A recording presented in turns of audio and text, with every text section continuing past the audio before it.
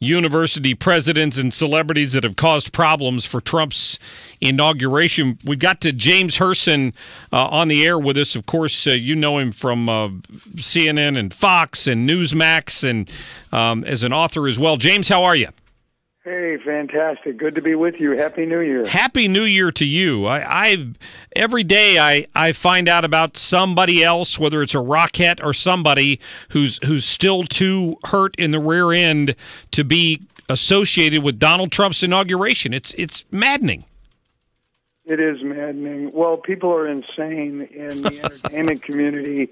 They're suffering from ERD, election result denial, and no amount of Play-Doh or therapy dog seems to help them.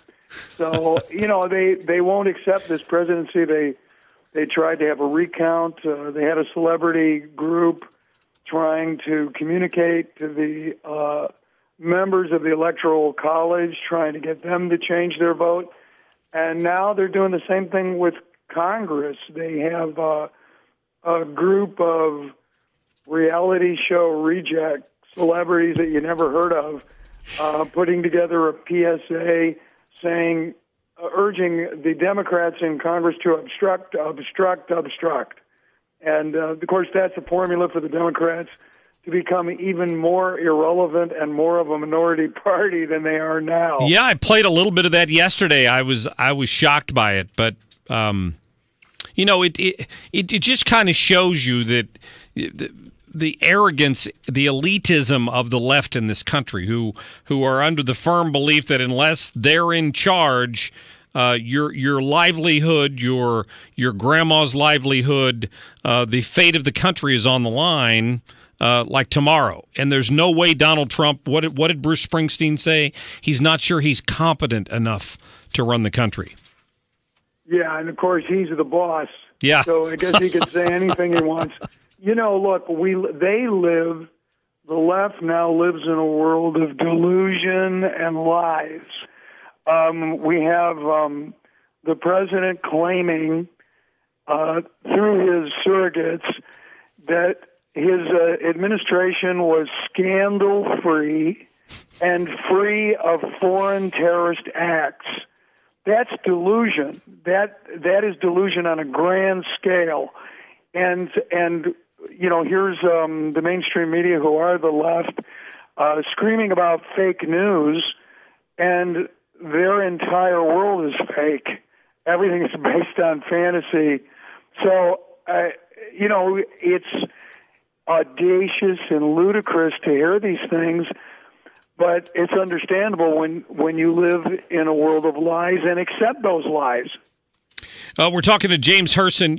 Before I get any further along in this, I want to mention that you've got an article out right now on the effort to rewrite or somehow cement Barack Obama's legacy.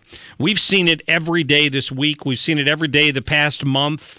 Every time he opens his mouth, as you just mentioned, about the no terrorist attack, planned successfully, all of these things are designed to somehow cement in the mind of Americans what his legacy was, because on January 21st, most of it is going to be erased. Because all of his executive orders are going to go away. Obamacare is going to go away. What, Netflix they're putting out a TV show on him, is that correct? They have a movie that's streaming, and the title of the movie is Barry. Netflix has that movie. National Geographic has an entire primetime evening with 2 documentaries devoted to Barack Obama's legacy. Barry is a docudrama about the president when he attended Columbia. And, it's interesting. Hollywood was able to do a docudrama. Maybe they got a hold of the transcripts that he kept from the American public that he sealed away, because that seems to be a lost part of his life. But anyway, it's an idealized, romanticized, coming-of-age story of Barack Obama dealing with his multiracial identity.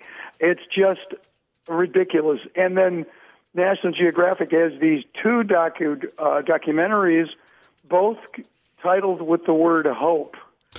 Sea of Hope and Price of Hope.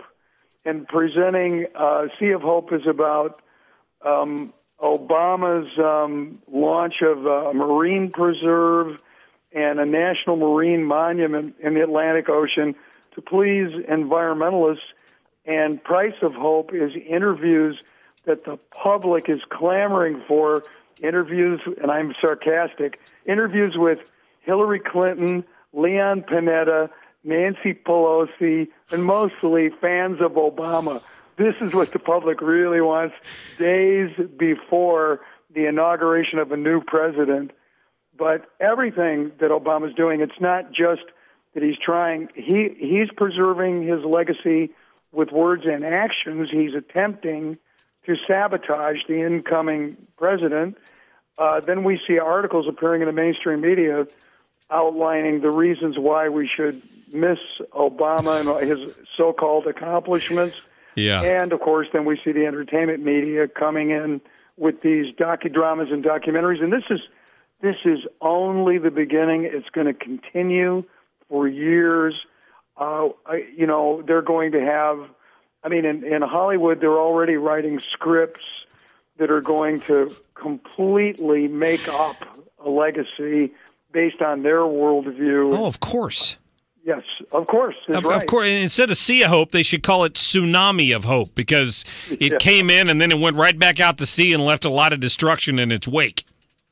Yeah, that's why I say they live in a world of delusion. But whenever we see Democratic talk, mainstream media articles, and Hollywood content all doing the same thing, then we know it's a coordinated effort of the left.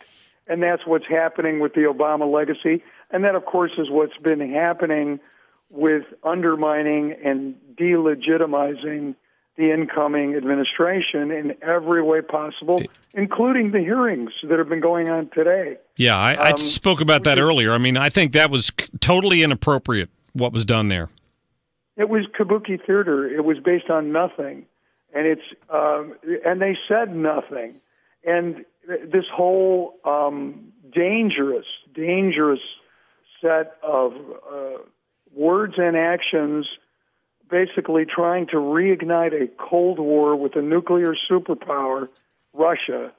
This is risky, but to these folks in the Democrat Party and on the left, they're willing to risk the stability of the world for politics. And I think, but it doesn't work anymore, thankfully. And the American people showed that in the election. They're seeing through these agendas. They know that, there's Soros money behind the so-called protests. There's Soros money behind even some of the content. Like Al Gore is going to have a sequel to An Inconvenient Truth. Most of the financing is provided by George Soros. It's called Oops. It should be.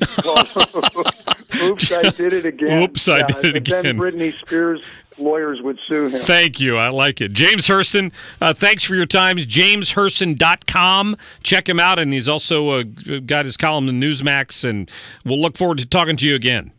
All right. Thank you, Mark. Absolutely. Thank you. James Hirsen there. Always love having him on. When